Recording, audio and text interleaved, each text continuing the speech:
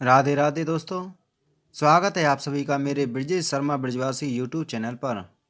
दोस्तों, आज की इस वीडियो में हम आपको गुप्त नवरात्रि की कथा और महत्व बताएंगे। दोस्तों, वर्ष में 4 नवरात्रि आती हैं, 2 प्रकट रूप में और 2 गुप्त रूप में। प्रकट रूप में नवरात्रियां चैत्र और शारदीय कहलाती हैं और गुप्त नवरात्रियां माघ और आषाढ़ में आती हैं। गुप्त नवरात्रियों का महत्व चैत्र और शारदीय नवरात्रियों से भी अधिक होता है, क्योंकि इनमें देवी अपने पूर्ण स्वरूप में विद्यमान रहती हैं, जो प्रकट रूप में नहीं होता है। गुप्त नवरात्रियों में देवी को प्रसन्न करने के लिए शास्त्रोक्त और तंत्रोक्त दोनों तरह से पूजा और उपाय किए जाते हैं, लेकिन गुप्त नवरात्रि में तंत्रोक्त उपाय अधिक किए जाते हैं।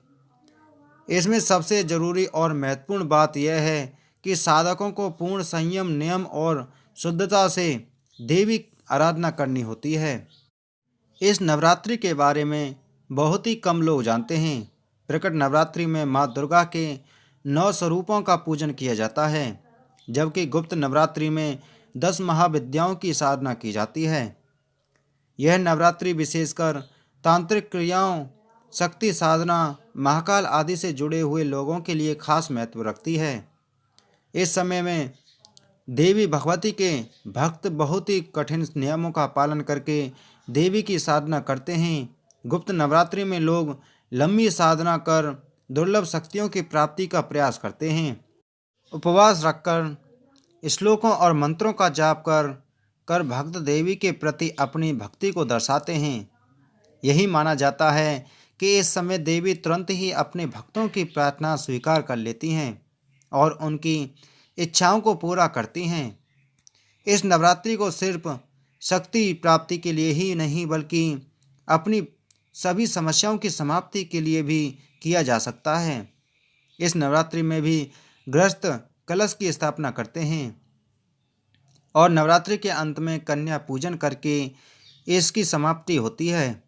गुप्त नवरात्रि के दौरान महाकाली, तारा देवी, त्रिपुर सुंदरी, भुवनेश्वरी, माता चंद्रमस्ता, त्रिपुर भैरवी, माँ धूमावती, माता बगलामुखी, मातंगी और कमला देवी की पूजा की जाती है। गुप्त नवरात्रि के दौरान गुप्त नवरात्रि की कथा को पढ़ने और सुनने का विशेष महत्व है। गुप्त नवरात्रि के दौरान गुप्त नवरात्रि की कथा को रोजाना सुनना चाहिए। कथा सुनने मात्र से ही माँ भगवती की कृपा से जीवन की सभी समस्याएं दूर होती हैं। परिवार में सुख, समृद्धि और शांति आती है। माँ भगवती अपने भक्तों को दुर्व्यसनों, कष्टों और संकटों से मुक्ति दिलाती है। गुप्त नवरात्रि की कथा इस प्रकार है।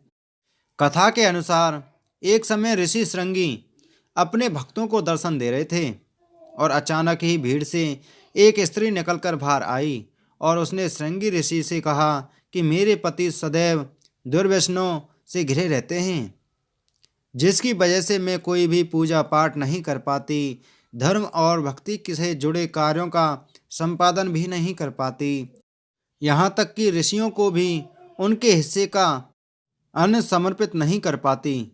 मेरे पति मांसाहारी और ज्वारी हैं, लेकिन मैं माँ दुर्गा की सेवा करना चाहती हूँ। उनकी भक्ति और साधना से अपने परिवार के जीवन को सफल बनाना चाहती हूँ।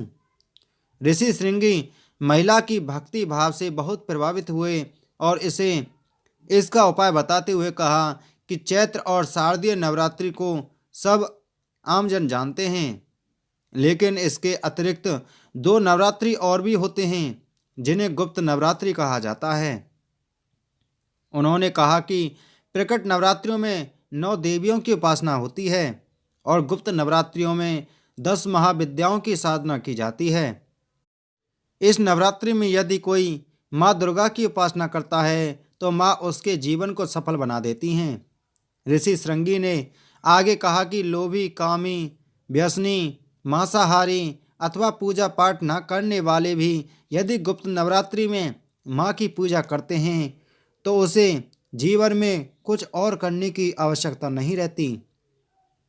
उस स्त्री ने श्रृंगी ऋषि के वचनों पर पूर्ण विश्वास करके गुप्त नवरात्रि की पूजा की, जिसके बाद माँ उस पर उस स्त्री पर प्रसन्न हुई और उसके जीवन में परिवर्तन आने लगा। उसके जीवन में सुख शांति आने लगी और पति जो गलत रास्ते पर था वह सही मार्ग पर आ गया। गृहस्थ साधक जो सांसारिक वस्तुओं, भोग विलास के साधन, सुख समृद्धि और निरोगी जीवन पाना चाहते हैं, उन्हें इन 9 दिनों में दुर्गा सप्तशती का पाठ करना चाहिए। यदि इतना समय ना हो तो सप्तश्लोकी दुर्गा का प्रतिदिन पाठ करें। देवी को प्रसन्न करने के लिए और साधना के पूर्णता के लिए 9 दिनों में लोभ, क्रोध, मोह, काम वासना से दूर रहते हुए केवल देवी का ध्यान करना चाहिए।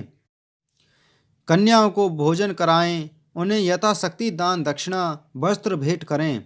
माता रानी की कृपा प्राप्त करने के लिए गुप्त नवरात्रि के दौरान हर दिन गुप्त नवरात्रि की कथा को अवश्य सुनें। दोस्तों, उम्मीद है आपको हमारी वीडियो पसंद आई होगी, तो प्लीज़ हमारी वीडियो को लाइक करें, शेयर ज़्यादा से ज़्यादा करें अपने दोस्तों और रिश्तेदारों में, और हमारी और भी वीडियोस पाने के लिए हमारे इस चैनल के साथ बने रहें। इसके लिए हमारे चैनल को सब्सक्राइब करना ना भूलें। आप सभी को जय श्री राधे, जय श्री कृष्ण।